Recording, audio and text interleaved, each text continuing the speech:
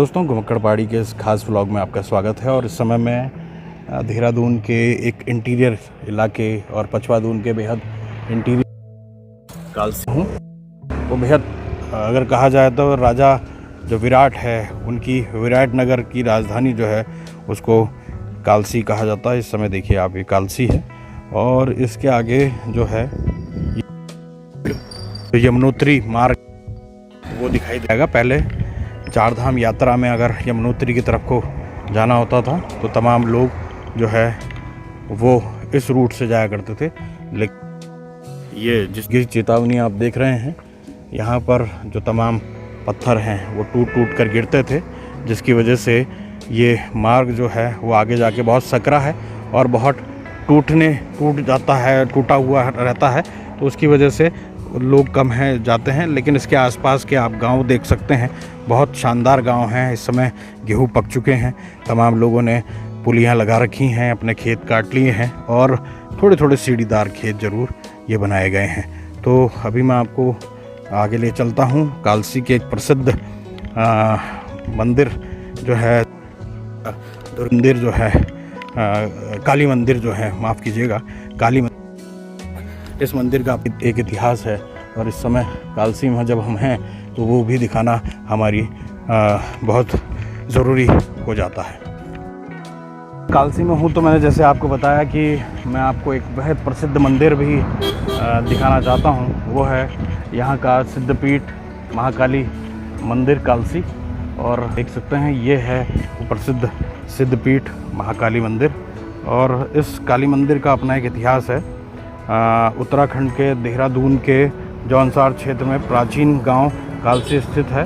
और देहरादून में चकराता की ओर जाते हुए कालसी में अमलावा नदी के आसपास जो है वो माँ काली का ये मंदिर निर्माण किया गया है। हालांकि अभी मंदिर बंद है, बहुत ज़्यादा उसका अगर कहा जाए तो ये बाहर ही आप वो अपने को खोल के आएँ।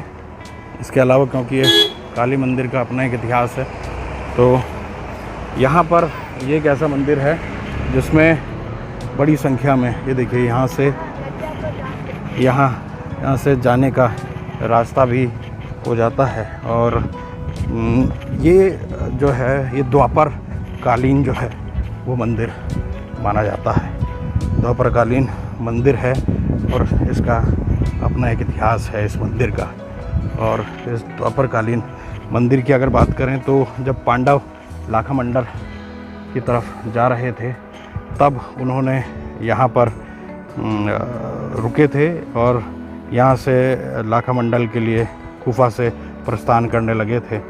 और यहाँ से माँ काली प्रकट होकर उनको दर्शन दिए और पांडवों ने यहीं पर माँ काली की आराधना की थी। आप नीचे माँ यमुनोत्री का वो देख सकते हैं। और माँ काली ने उन्हें किसी भी संकट से बचाने के लिए आशीर्वाद दिया था।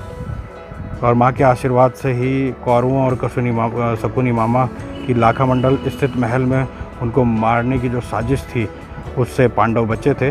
जब पांडव महाभारत काल में स्वर्गारोहण के लिए गए तो वो यमुनोत्री मार्ग में दर्शन करने से पूर्व कालसी के काली मंदिर आए थे, यानी इसी मंदिर में वो आए थे। उन्होंने यहीं से ही दर्शन किए और यहीं से ही उन्होंने दर्शन करते हुए, क्योंकि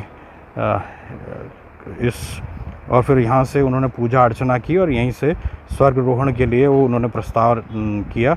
ये काली माँ की स्वयंभू सिद्धपीठ भी है। यहाँ पर तमाम जो हैं वो अलग अलग तरीके के, ये देखिए आप, ये चुन्नी और माँ के उसके लिए वो की जाती है।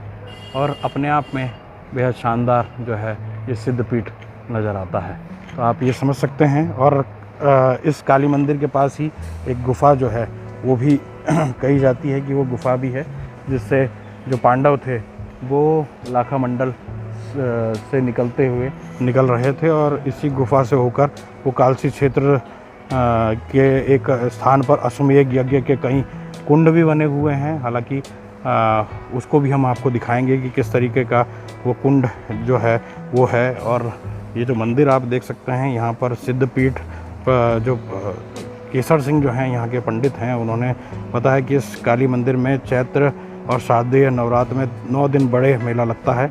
और अगर हम कालसी की बात करें तो ये कल्पी ऋषि की तपोभूमि भी है।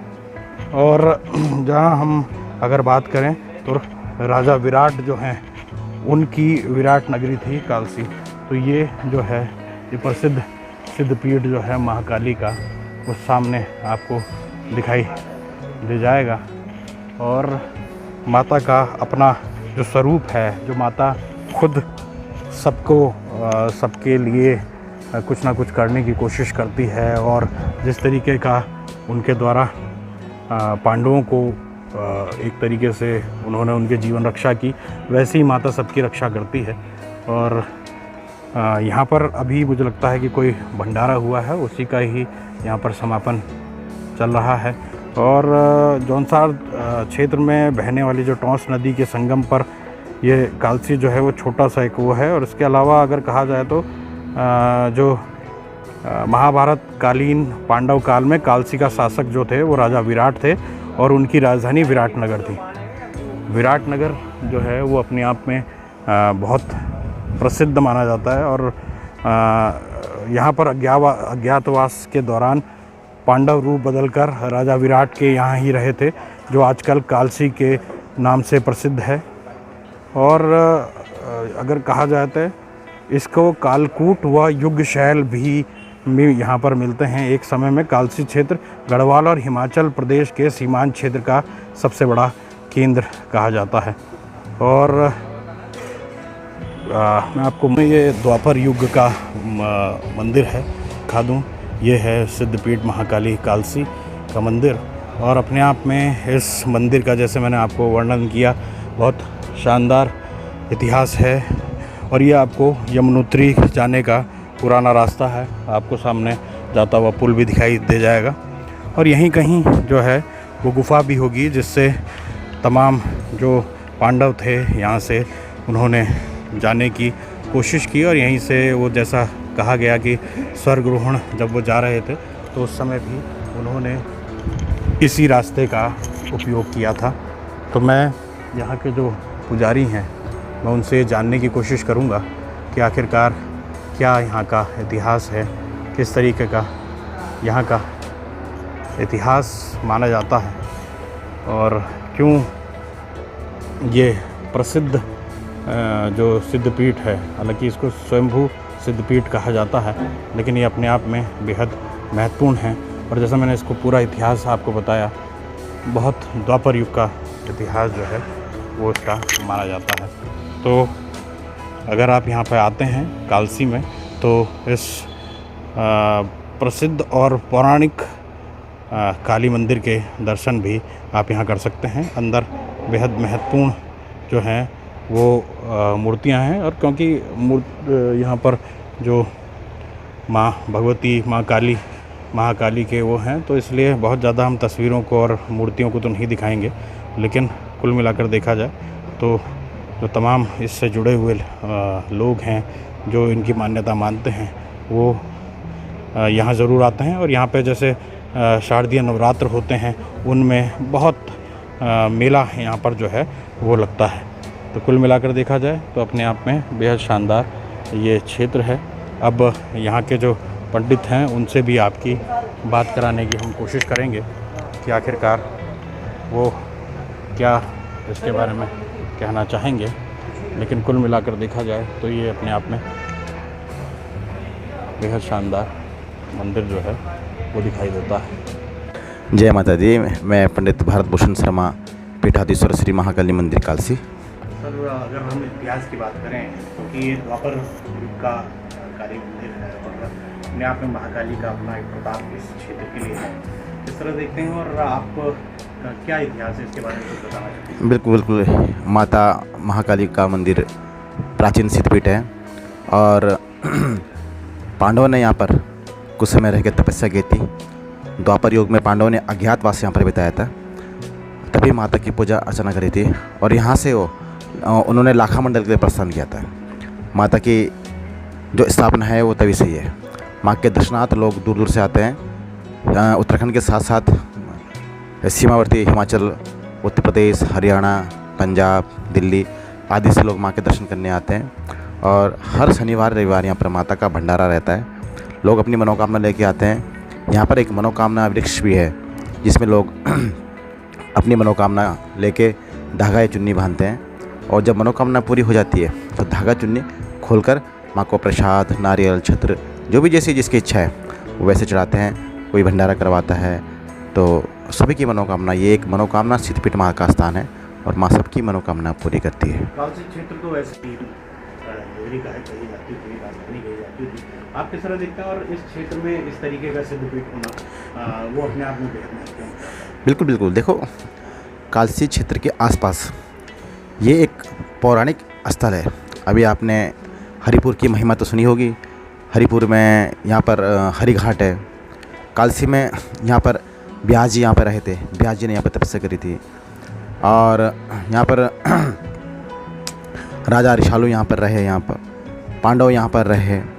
तो बहुत सारे ऋषि मुनि हैं, उन्होंने यहाँ पर रह के तपस्या करी और अपनी सिद्धियाँ प्राप्त करी। और जैसे आप देख रहे होंगे एक पौराणिक स्थल जैसे कालसी में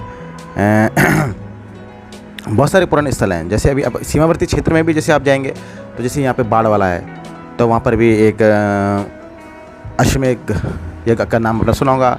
अश्वमेध स्थल यहाँ पर है। और यहाँ पर मंदिर के पास में ही एक पहाड़ी है जहाँ पर भीम और कीचक का युद्ध हुआ था, तो भीम ने वहाँ पर कीचक को मारा था। तो बहुत सारी यहाँ पर पौराणिक स्थल हैं और आज भी उनके प्रमाण पाए जाते हैं। यहाँ स्थान भी, माँ का स्थान भी स्थित है। हर 14 को यहाँ पे माता का शेर आता है भ्रमण के लिए।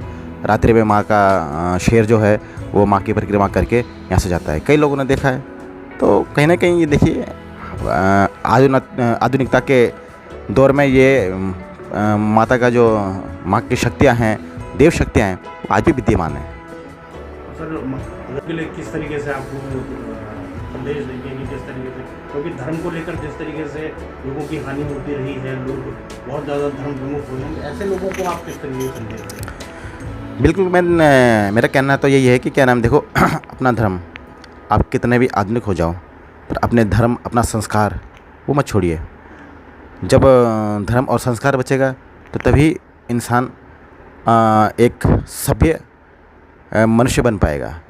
आज के दौर में जहाँ आप देख रहे होंगे कि देखो महानगरों में देख रहे होंगे आप, देखो आधुनिकता तो है पर लोग अपने धर्म से, अपने संस्कारों से, अपने कर्मों से विमुक्त होते जा रहे हैं। तो कहीं ना कहीं देखो हानि तो ही है। पर मेरा कहना ये है कि अपने धर्म के प्रति, अपने ईश्वर के प्रति, अपने इष्ट के प्रति, अपने कुल के प्रति आस्थावान रहिए और अपने प्रभु पे दृढ़ विश्वास कीजिए। जय माता।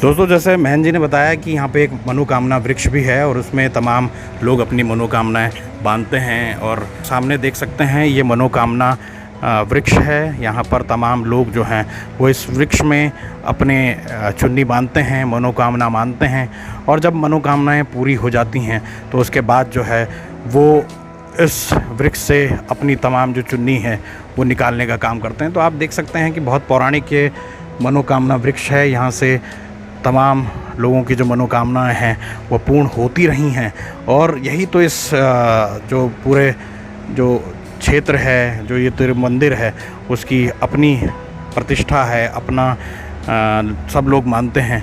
और इस मनोकामना वृक्ष में न केवल ये चुन्नी चढ़ाई जाती है बल्कि ये चूड़ियाँ भी चढ़ाई जाती हैं, और कई लोग तो घंटियाँ भी चढ़ाने का काम करते हैं। तो ये मनोकामना वृक्ष है और ये मनोकामना वृक्ष की शाखाएं हैं जिनको वो किया जाता है। ये यज्ञशाला है, और यज्ञशाला के साथ साथ आप यहाँ देख सकते हैं यहाँ पे कहीं ना कहीं यज्ञ हुआ है, और ये माँ काली का स्थान है। जैसा कि मैंने आपको बताया कि अपने आप में बेहद शानदार ये क्षेत्र है, और इस मंदिर का अपना एक कहा जाए तो अपना एक इतिहास है। और यहाँ पर जो भी लोग आते हैं, जैसे कि यहाँ पे मैंने बताया कि पांडवों ने भी पूजा की थी। उन्होंने अपनी पूजा की और उसके बाद यहाँ के जो तमाम इलाके हैं, यहाँ पे तमाम ऋषियों ने यहाँ पर तपस्या की। यहाँ पे राजा विराट का भी अपना किला है। तो ये तमाम चीज़ें जो हैं ये यहाँ पर साफ तौर पर दिखाई देती हैं। तो दोस्तों, आज के इस खास वीडियो में इतना ही। मिलते हैं अगले वीडियो में, तब तक के लिए नमस्कार।